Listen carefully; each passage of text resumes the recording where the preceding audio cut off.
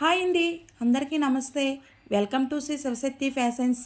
తమ్నేల్లో already చూసారు కదండి. ఇంటి నుండే ఆన్లైన్ బిజినెస్ స్మాల్గా ఎలా స్టార్ట్ చేయాలనేది ఈ వీడియోలో నేను కంప్లీట్గా డీటెయిల్స్ చెప్తానండి. నన్ను చాలామంది అడుగుతున్నారు, మీరు ఆన్లైన్లో బిజినెస్ ఎలా స్టార్ట్ చేశారు, మాకు కూడా కొంచెం చెప్పండి అని.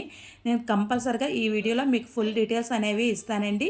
వీడియోని మాత్రం ఎక్కడ స్కిప్ చేయొద్దు, ఎండ్ వరకు చూడండి. వీడియో నచ్చితే చిన్న లైక్ చేయండి. అలాగే నా ఛానల్ ఎవరైనా ఫస్ట్ టైం కానీ చూస్తే నా ఛానల్ని సబ్స్క్రైబ్ చేసుకోండి.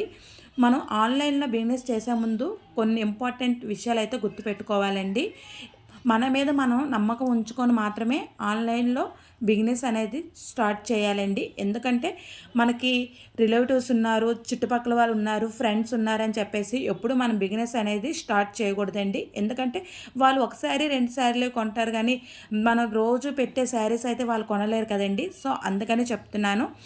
ఇంకొక విషయం అండి, మనం సరుకు ఎక్కడ తేవాలి, మనం ఎంత మార్జిన్ పెట్టుకోవాలి, ఎలా సేల్ చేయాలనేది చాలామంది అడుగుతున్నారు. మనం ఫస్ట్ సరుకు తెచ్చేది అనుకున్నప్పుడు మనం ఎప్పుడు ఆన్లైన్లో అయితే మాత్రం పర్చేజ్ చేయకూడదండి.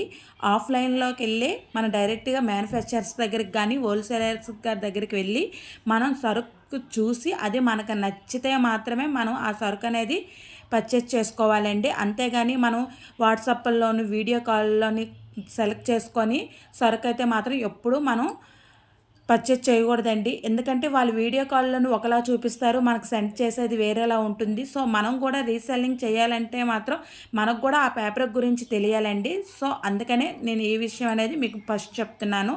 నెక్స్ట్ అండి, ఎంత మార్జిన్ పెట్టుకోవాలి అనే చాలామంది అడుగుతున్నారు.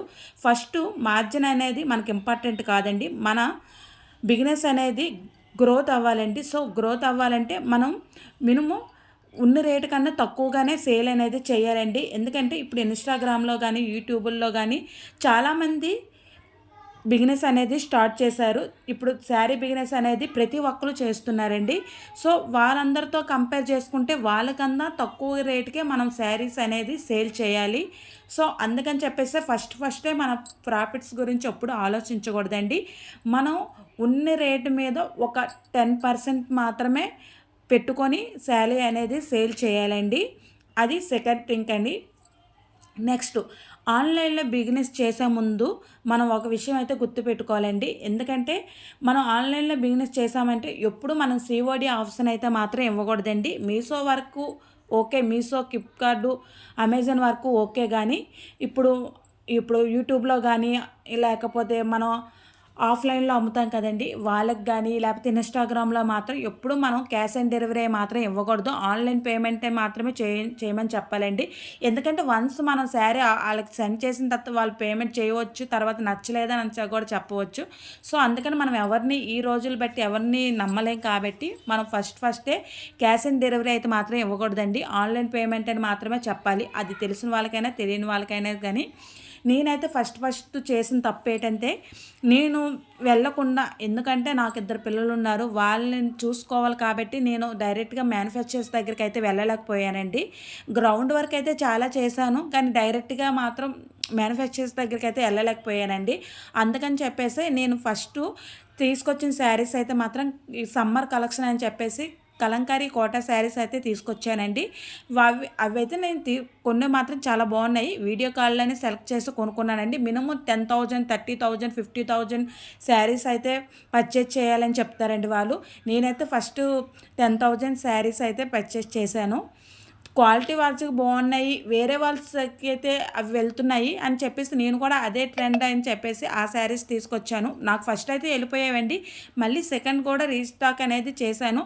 వేరే పేజీలో 1100, 1200 రూపీస్ అమ్ముతున్నారండి. మన న్యూ బిజినెస్ కాబట్టి మనం మినిమం మనం అమ్మిన రేటు కన్నా ఒక 10% చేసుకొని సేల్ అనేది చేయాలండి. అందుకే నేను చేసిన తప్పు మీరు కూడా చేయకూడదని చెప్పేసి మీరైతే మాత్రం ఫస్ట్ వెళ్ళి అందరూ ఏ ఏజ్ వాళ్ళైనా కట్టుకునే శారీస్ మాత్రమే మనం సెలెక్ట్ చేసి తీసుకురావాలండి. ఎందుకంటే ఇప్పుడు నేనైతే ఆన్లైన్లోనే శారీస్ అనేది సేల్ చేస్తున్నానండి. ఆఫ్లైన్ అయితే మాత్రం ఎవరికి అమ్మట్లేదు.